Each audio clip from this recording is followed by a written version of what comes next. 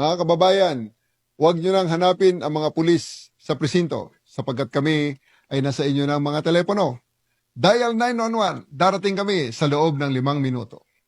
Lilingkod sa bawat Pilipino at magbibigay ng tamang impormasyon para sa tahimik at maayos na Pilipinas. Police News Network, alagad ng batas, tagapagtaguyod ng balitang pulis, sandigan ng mamamayan, patnubay ng katotohanan.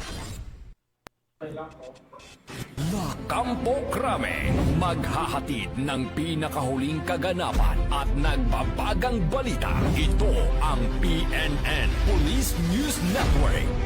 At ngayon, ang inyong mga tagapagbalita. Magandang araw, Bagong Pilipinas. Ako ang inyong tagapagbalita, tagataguyod ng Balitang Pulis, NUP Loreto Bonifacio Concepcion.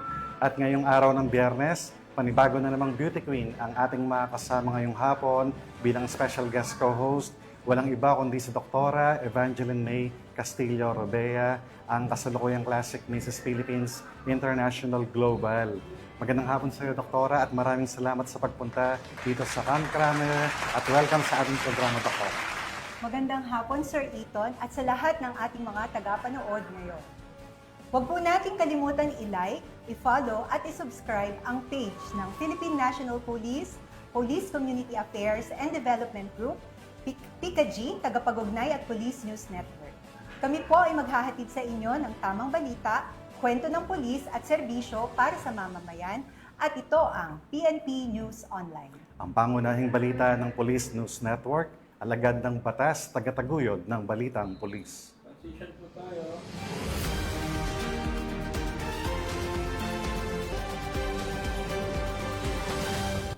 Narito ang mga balitang dapat niyong abangan.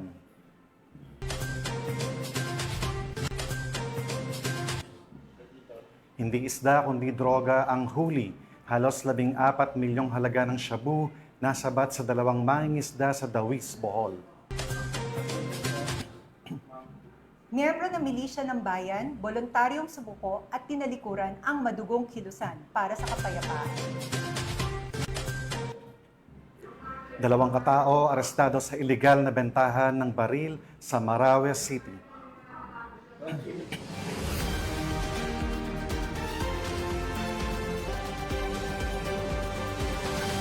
Narito ang mga balitang hatid ng ating PNN correspondents mula sa iba't ibang panig ng bansa. Transition po.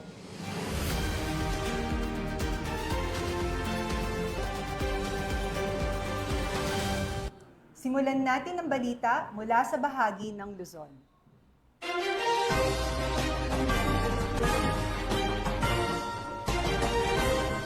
Nagdesisyong talikuran ang madugong kilusan at tahakin ang landas ng kapayapaan ang isang miyembro ng milisya ng bayan matapos siyang voluntaryong sumuko sa mga otoridad kamakailan. Sa simula, malayo sa karahasan at mas malapit sa kapayapaan at kaunlaran. Ang magandang balita, hatid ni Patrolwoman Maria Ella Garcia. Nagbalik loob sa pamahalaan ng isang 53 anyos na miyembro ng milisya ng bayan sa Pinukpok, Kalinga. Nito lamang Hulyo 7 taong kasalukuyan. Batay sa ulat ng Kalinga PPO, isinuko ng dating rebelde ang isang Garand rifle na may serial number, 2 clips ng Garand rifle at 16 na live ammunition ng caliber 30. Ang pagsuko ay isinagawa sa tulong ng mga operatiba na pinangunahan ng Pinukpok MPS 103rd Infantry Battalion ng Philippine Army. Katuwa ang Provincial Intelligence Team ng Kalinga ng Regional Intelligence Unit 14, 153rd Maneuver Company ng Regional Mobile Force Battalion 15, Kalinga Police Provincial Office. Ang dating rebelde at ang mga isinukong armas ay kasalukuyan nang nasa kustodiya ng 103rd Infantry Battalion Philippine Army para sa debriefing at kaukulang proseso. Patuloy naman ang panawagan ni Police Colonel Mangili sa mga natitira pang miyembro ng komunistang teroristang grupo at NPA na magbalik loob sa pamahalaan at yakapin ang mga programa ng gobyerno na nagsusulong ng kapayapaan at kaligtasan sa bawat mamamayan. Mula dito sa Baguio City, ako ang inyong Police News Network correspondent, Patrolwoman Maria Ella Garcia, alagad ng batas, tagataguyod ng Balitang Pulis. At Patrolwoman Maria Ella Garcia. Hindi nakaligtas sa kamay ng batas ang isang lalaki matapos itong maaresto ng mga otoridad sa San Fernando City, La Union, kaugnay ng kasong frustrated homicide. Magbabalita dyan si Patrolman Dennis Carinal. Estado ng mga operatiba ng City of San Fernando PNP ang isang most wanted person sa barangay San Agustin, San Fernando, La Union. Kinilala ni Police Lieutenant Colonel Rogelio B. Miedes, hepe ng City of San Fernando Police Station. Ang akusado ni Alias Nardo, 49 years old, residente ng barangay Upper Banks, Barangay Puro, San Fernando, La Union. Dakong alas 3 ng hapon ang maresto ang nasabing akusado sa bisa ng warrant of arrest na nilagyan Honorable Robert T. Kawin, Presiding Judge, Regional Trial Court, 1st Judicial Region Branch 29, San Fernando City, La Union, sa kasong paglabag sa frustrated homicide at mayroong rekomendadong piyansang 24,000 pesos. Samantala, nasa kustodiya ng City of San Fernando Police Station ang nasabing akusado para sa tamang dokumentasyon at disposisyon. Ang tagumpay ng operasyon ay bunga ng magandang pagtutulungan ng mamamayan at ng pambansang pulisya para mas lalong mapalakas ang laban sa krimen tungo sa isang mapayapa at ligtas na bagong Pilipinas. Mula dito sa PKG Ilocos Region, ako po ang inyong Police News Network Correspondent, Patrolman Dennis Carinal, alagad ng batas, tagataguyod ng Balitang Pulis. Maraming salamat, Patrolman Dennis Carinal. Bilang pakikiisa sa advokasya para sa mas malusog na pamayanan, lumahok ang PNP Bicol sa pamayanan, kasama ang iba't ibang ahensya ng gobyerno sa culminating activity ng 51st Nutrition Month na ginanap sa rehiyon. Ang buong detalye ng balita mula kay Police Staff Sergeant Mercolito Lovendino Jr. Dumalo ang Police Regional Office 5 kasama ang iba't ibang ahensya ng pamahalaan sa culminating activity at feeding program bilang bahagi ng pagdiriwang ng 51st Nutrition Month na may temang food security maging priority, sapat na pagkain karapatan natin na ginanap sa Barangay 1 EMS Barrio Covered Court, Legazpi City.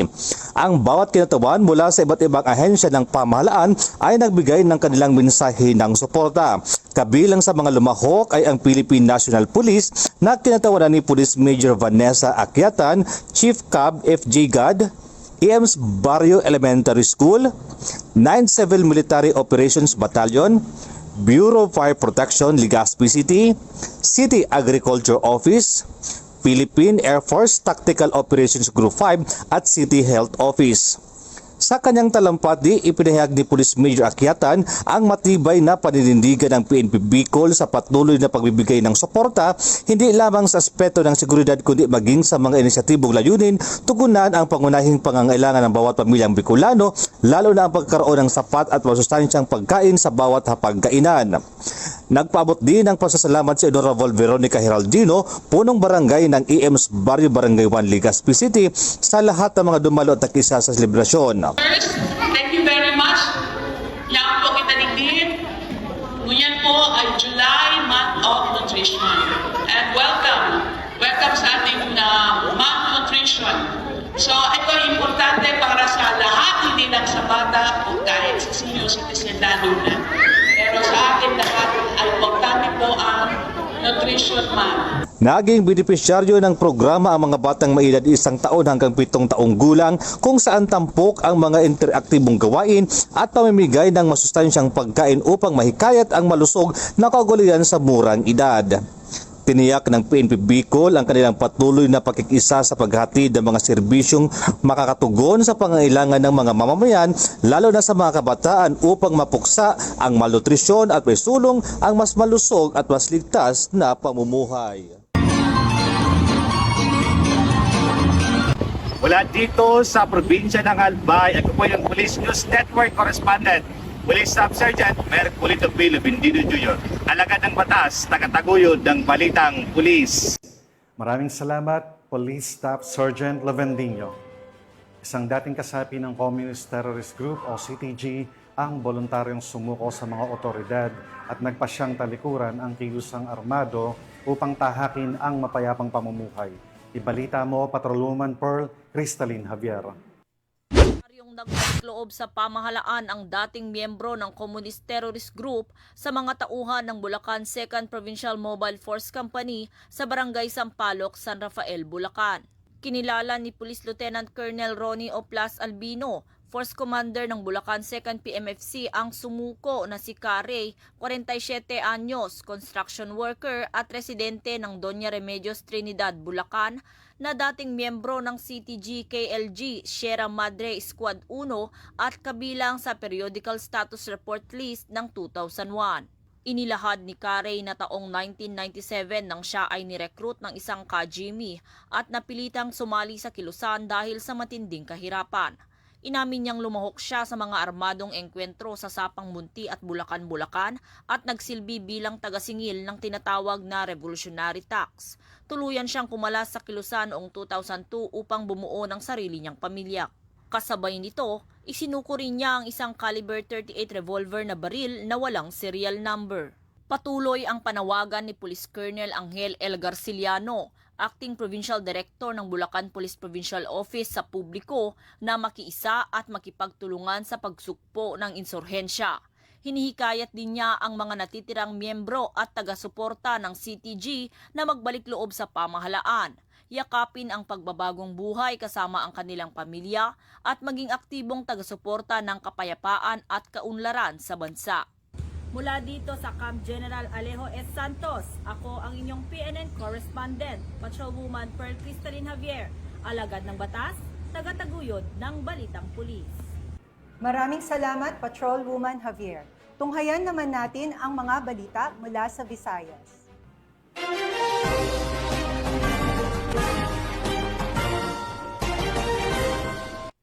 Sa halip na huli ng isda, iligal na droga ang bitbit ng dalawang mangingisda na nasabat sa isang matagumpay na anti-illegal drug operation sa Dawis, Bohol.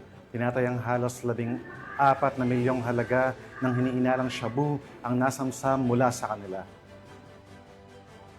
A 9165 o Comprehensive Dangerous Drugs Act of 2002 ang kakaharapin ng dalawang naarestong suspect habang patuloy ang investigasyon upang tukuyin kung may mas malawak pang grupo ang kinilang kinabibilangan. Yan ang balitang hatid ni Patrolwoman Annalyn Canoo. Nasabat ng mga otoridad ang halos 14 milyon na halaga na ininalang shabu mula sa dalawang mangingisda sa dinunson na bypass operation sa Purok 1, Barangay Sungkulan, Dawis, Bohol noong 10 ng Hulyo sa taong kasalukuyan. Kinilala ni Police Lieutenant Colonel Jomar Pomarejos, Hepe ng Provincial Intelligence Unit, Provincial Drug Enforcement Unit, Bohol Police Provincial Office and Suspect na si Elias Iber, 39 anyos, at ang kasamahan nito na si Bibieno, 37 anyos, na kapwa-residente ng Purok 3, Barangay Mantataw, Calapi, Bohol. Dakong 1:50 na madaling araw na ikinasa ang bypass operation. Ang pinagsasabi puwersa sa komparatiba ng Provincial Drug Enforcement Unit, Bohol Police Provincial Office at ang mga tauhan ng Dawes Municipal Police Station at PDEA Bohol na kung saan ay naresto ang nasabing suspect. Nakuha mula sa suspect ang 15 pakete na ininalang shabu na aabot sa 2,020 na gramo at may standard drug price na 13,736,000 pesos. Bypass money, cellular phone, weighing scale, 2 Chinese tipa, plastic cellophane at backpack na ginamit bilang lagay ng illegal na droga at isang unit motor bangka na ginamit bilang transportasyon sa sinagawang transaksyon ng illegal na droga. Kasalukuyang nasa kustodiya ng Dawis Municipal Police Station ang suspect at mahaharap sa kasong paglabag sa Section 5 and 11 Article 2 ng RA 9165 o ang Comprehensive Dangerous Drugs Act of 2002. Ang operasyon pong ito ay isang klaro na ebidensya ng ating kapulisan sa lalawigan ng Bohol sa pangunguna ni Police Colonel Arnel Banson, ang ating Provincial Director, ay seryoso po sa ating kampanya kontra illegal droga. Isa po itong manifestasyon ng ating kapulisan sa Bohol ay taimtim po at dedikado po sa kampanyang ito. Maraming salamat po sa ating mga kababayan na laging nabibigay ng impormasyon at tumutulong sa ating kapulisan para po matigil na po ang paglaganap ng illegal na droga sa lalawigan ng Bohol. Sa muli po, tayo ay nanawagan sa ating mga kababayan na kung may impormasyon kayo sa mga tao o grupo na involved po sa illegal drugs o shabu o mga drug personality sa inyong lokalidad, huwag po mag-atubiling magsumbong sa pinakamalapit na police station. At pwede po tayong mag-dial din po sa 911 kung gusto niyo pong may responde ang isang krimen. Ang matagumpay na operasyon ay patunay lamang na mga kapulisan ay nagpapakita ng kanilang kakayahan, kasanayan sa pagsugpo ng iligal na droga at pagprotekta sa kaligtasan at kaayusan ng mamamayan para sa mapayapa na bagong Pilipinas. Mula dito sa Central Visayas, ako ang inyong Police News Network Correspondent, Patrolwoman Annalyn N. Canoog, alagad ng batas, tagataguyod ng Balitang Pulis. Maraming salamat, Patrolwoman Canoog. Buong sigla at aktibong partisipasyon mula sa mga estudyante ang bumungad sa isinagawang symposium ng kapulisan sa Antique National School na layuning palakasin ang ugnayan ng PNP at kabataan sa pamamagitan ng pagbibigay kaalaman sa mahalagang isyong panlipunan. Ang balitang hatid ni Patrolwoman Julibel Alvior sa report. Bilang bahagi ng pagdiriwang ng ika-30 Police Community Relations Month, matagumpay na nagsagawa ng malawakang symposium ang San Jose de Buenavista Municipal Police Station sa Antique National School. Ito lamang ika-10 ng Hulyo taong kasalukuyan, tumalakay sa Anti-Photo and Video Voyeurism Act, Cybersecurity Awareness, Anti-Bullying, Anti-Rape Law at ang 12 Rights of Filipino Children sa ilalim ng pamumuno ni Police Major Renato G. Monreal II, Acting Chief of Police, pinangunahan ni Police Lieutenant Cheryl R. Sapenosa, Deputy Chief of Police, ang naturang aktibidad na may kalahok na 240 grade 7 learners mula sa mga section ng Snowdrop, Lotus, Primrose, Mandivillan, Nympia at Jasmine. Naisa katuparan sa tulong ng Guidance and Values Education Department Facilitator ng paaralan sa ilalim ng kanilang Student Formation Program. Layunin ng seminar na ito na bigyan ng sapat na kaalaman ng mga kabataan upang maprotektahan ang kanilang sarili laban sa anumang uri ng pananamantala at paglabag sa kanilang karapatan. Patunay ng aktibong kampanya ng Philippine National Police sa pagpapalawak ng kaalaman sa mga kabataan bilang katuwang sa pagbuo ng mas ligtas, disiplinado at responsableng komunidad alinsunod sa direktiba ni Chief PNP Police General Nicolas D. Torre III dahil sa bagong Pilipinas ang gusto ng pulis, ligtas ka. Mula dito sa Western Visayas, ako ang inyong Police News Network Correspondent, Patrolwoman Julibel Alvior, alagad ng batas, tagataguyod ng Balitang Pulis. Maraming salamat, Patrolwoman Alvior. Narito naman ang mga balita mula sa bahagi ng Mindanao.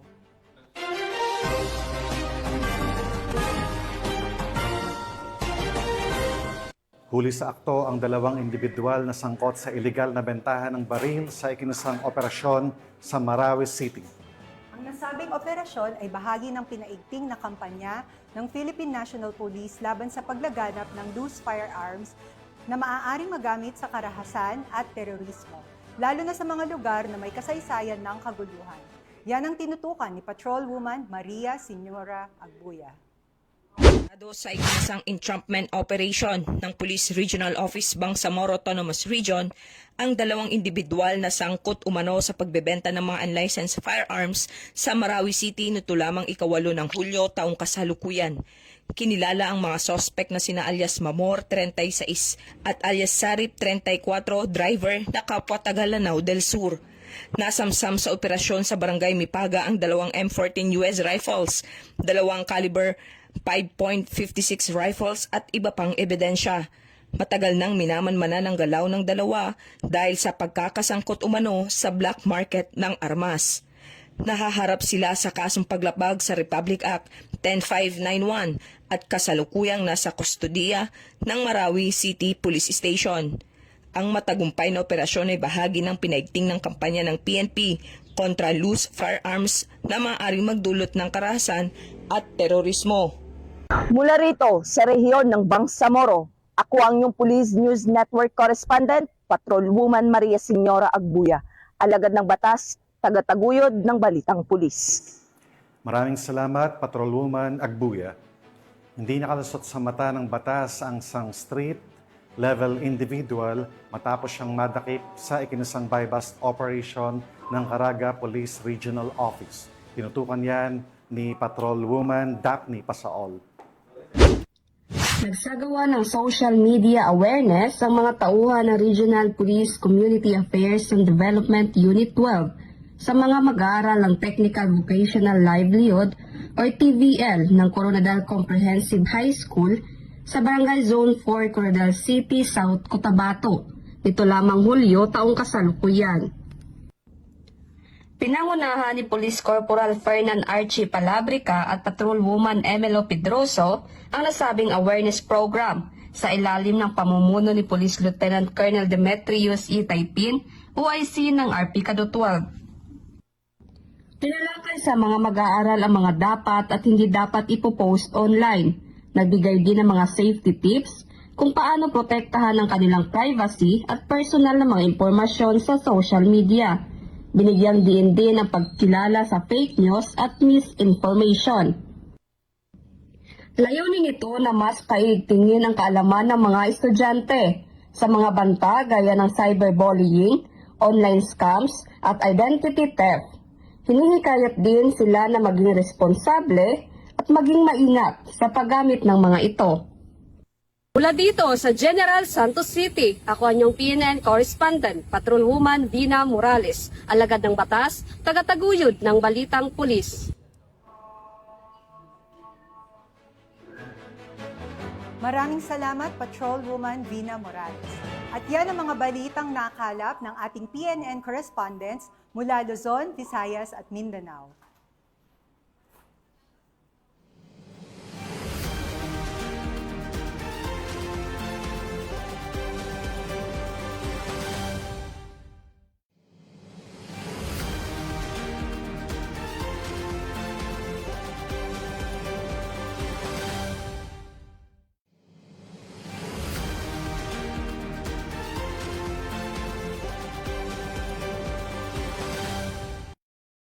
Ang nakalap ng ating PNN correspondents mula Luzon, Visayas at Mindanao.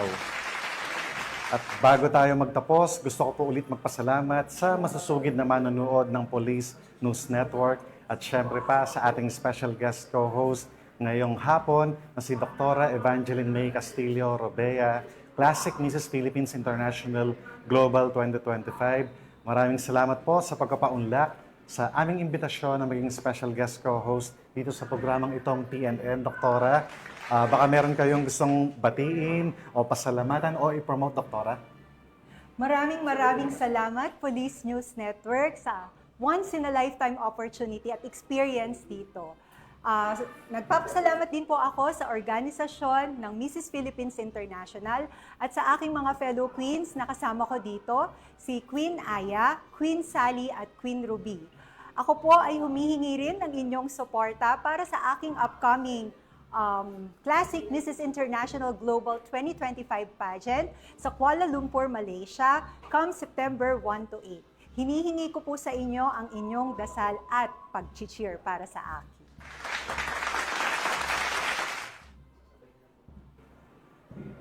Pinapasalamatan at binabati ko rin po si Chief PNP Police General Nicolas Torre III, Police Major General Roderick Augustus Alba, the Director for Police Community Relations, PICAG Command Group na pinamumunuan ni Police Brigadier General Marvin Josaro, Police Colonel Joel Serrano, Police Colonel Adonis Guzman, at Police Colonel Joel Ada. Sa lahat ng personnel ng Police Community Affairs and Development Group at sa lahat ng magigiting na pulis sa buong bansa, maraming salamat sa inyong serbisyo at para sa isang ligtas na pamayanan. Sa ngalan ng pamunuan ng Philippine National Police, sa pangunguna ni Chief PNP, Police General Nicolas Torre III, at sa pamumuno ni President Ferdinand Bongbong Marcos Jr., kami ay maglilingkod sa bawat Pilipino at magbibigay ng tama at balansang balita. At kami po ay muling nagpapasalamat na huwag niyo nang hanapin ang mga pulis sa mga presinto sapagkat kami ay nasa inyo ng mga telepono. Just dial 911, darating kami sa loob ng 5 minuto. Dahil sa bagong Pilipinas, ang gusto ng pulis, ligtas ka. Mula rito sa tanggapan ng tagapag-ugnay ng Pambansang Pulisya, kami ang inyong tagapagbalita, NUP Loreto Bonifacio Concepcion. At ako naman po si Dr. Evangeline May Castillo Robea, Classic Mrs. Philippines International Global 2025. Maghahatid ng tamang balita, kwento ng pulis at serbisyo para sa mamamayan. At ito ang PNP News Online. Ang pangunahing balita ng Police News Network.